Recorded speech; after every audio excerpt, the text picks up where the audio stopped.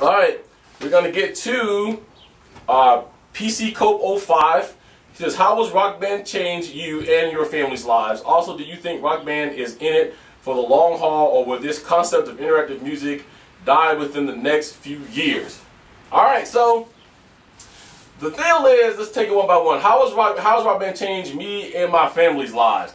My kids actually enjoy the game. My wife just isn't a gamer, but she's played before. But for my children, especially my son and my daughter who loves to beat on things, this is a good opening to play Rock Band. My son actually is pretty good on the easy medium settings.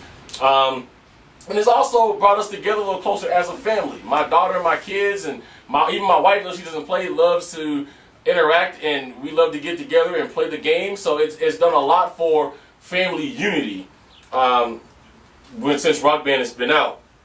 Do I think Rock Band is in it for the long haul, or will the constant interactive music die? Rock Band is definitely in it for the long haul. If you want my honest opinion, I think that every other music rhythm game will fall before Rock Band does, simply because their concept, I believe, is dead on.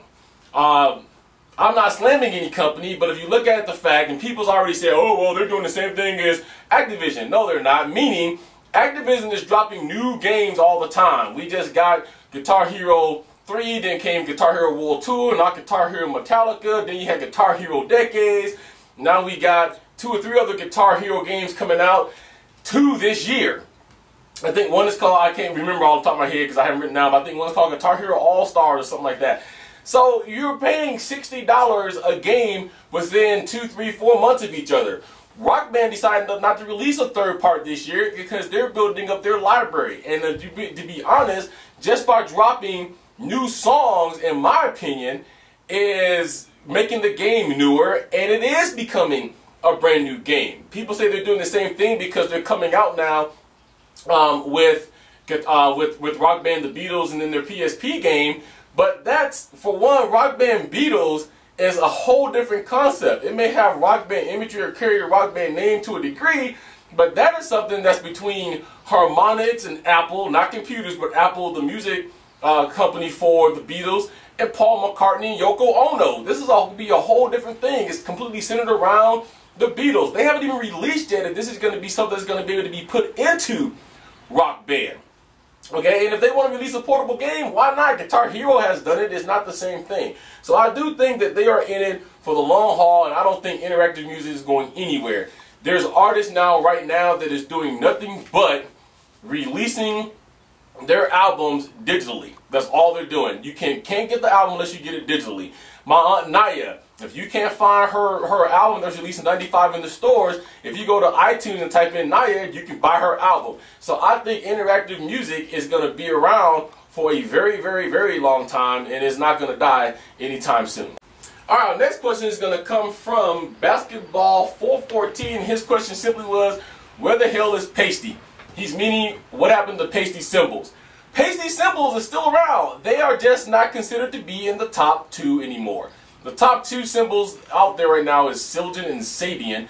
I really do credit contemporary Christian rock music for putting Paiste on the map. There was a band back in the late 80s, early 90s, I listened to all the time, contemporary Christian rock band by the name of Petra. Petra's drummer used what they call the Paiste color line. So he had all red cymbals, all blue cymbals. They were the first ones that came out with color cymbals. They still are backed by some musicians, but like I said, a lot of the very top musicians are backing Zildjian and Sabian. So if you go to Google and just type in Paiste Cymbals, their website will pop up, but they are still very much around in the loop. Okay? Thanks for that question. Alright, another question this week from Hooplaa10. He was going to do a video question, but his camera didn't work for him this week. He says, imagine if YouTube never existed. What aspects of your life would be different? What would you be doing instead of making these videos? So here it is. If YouTube never existed, I think that somebody else would have been out there. There's about 10 or 12 different video channels out there right now that's kind of like YouTube. You can upload things for yourself. However, I think there would be a different way to get these videos out. Whether it would be expensive, cheap, free, there would be other ways. But if this never existed, if there was no YouTube, if there was no Google, if there was no anything, my whole life would be different, because I think I would still be doing this, except for it would all be written, which would take a whole lot more time than doing this. And I think writing things is not as good. You can't really see anybody's expression if you're writing things, which is why I choose to do video. So I will still be doing this. I will still be doing the review thing. It would just all be written, and then you guys would have to write it or just have to read it. But in some aspects, I would be different. It would be a lot different, because maybe I wouldn't be putting out as much as I am like I am in the videos, and maybe it wouldn't come across as good. But I think I would still be doing this. So thanks, Hooplaa, for your question on that one, man. SenorCanadia says, what do you think of Wuhan China cymbals?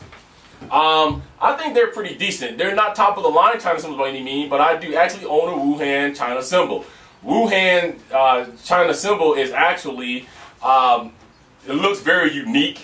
It looks very authentic. And they color it to make it look very rustic. So I think it does look like actual China cymbal should. Is the sound good? The sound is pretty good. Of course, your Silgen, your Sabian line, the premium line of those have a little bit better sound. But there's a lot of people that mix Wuhan in with these because of the way that it sounds. So I think that they're pretty decent, cymbals if you're looking to get into those. All right. All right. He says, hey, this is from Cena 221992. Hey, are you going to do a review on Rock Revolution, and what kind of pedal do you think is the best for Guitar Hero World Tour or Rock Band? He plays an easier medium. Yes, I am going to do a Rock Revolution review, just on the overall of the gameplay, what I think of the game, so on and so forth. I'm going to be borrowing the game from a friend of mine, and then I'm going to do a review on that. So you guys can look for that pretty soon. The best pedal for you, in my opinion, for Guitar Hero World Tour, if you play on easy or medium, there's not a lot of pedals that work directly with Guitar Hero World Tour out the box. So you would have to go with the Kickbox, or if you just want to get some, I would go with the Destroyer D-pad, because it's already fit right there for Guitar Hero World Tour. Plus, you can get the Dixon 711 pedal, which is the same pedal that the Destroyer pedal is made out of. So that would be the best solution that I would have for you at this point. Okay. All right. Utter Chaos 1994 asks, who is your favorite professional drummer and why? That's loaded, because I have a ton of professional favorite drummers. I'm going to give you guys a couple. Some you may know, some you may not. Two of my most favorite drummers in the world happens to be females. One girl by the name of Sheila E., or Sheila Espinosa is her real whole name. You guys all know her from back in the Prince and Revolution days. Another one is Terry Lynn Carrington. Terry Lynn Carrington is a famous female jazz drummer who made her television debut when Arsenio Hall show was on the air. She was Arsenio's drummer. As females, they're very influential. I love to watch Sheila E. perform because she lays everything on the stage. Any drummer out there who wants to know what drumming is all about, what you should do on a stage, you need to go get your hands on the Sheila E. video. Sheila E. is pushing 50 and she's still at it. Terry Lynn Carrington is just bad. The girl can do any jazz beat and you want to, and I would put her up against any drummer out there, jazz-wise or any other, and I think she would clean their clock. I'll give you two more real quick. Phil Collins. Everybody looks over him, but I think Phil Collins is one of the greatest drummers that's out there. I love to watch him play. The man puts it down on stage too. You know, he goes from being in the mic, and the next thing you know, he's doing the air tonight, and he's behind the drum set rocking it. And then a drummer you may not know is goes by the name of Robert Sweet.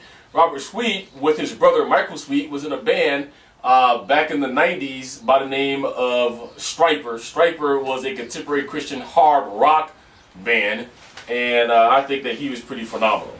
So thank you to Chaos for that question. All right. Type Owned asks, hey, have a question. Since there are 3 games that are out, and they are Rock Revolution, Rock Band 2, Guitar Hero, which is my favorite? I think I kind of answered that before. Answer real quick. My favorite of all 3, especially to do drum-wise on, would be Rock Band.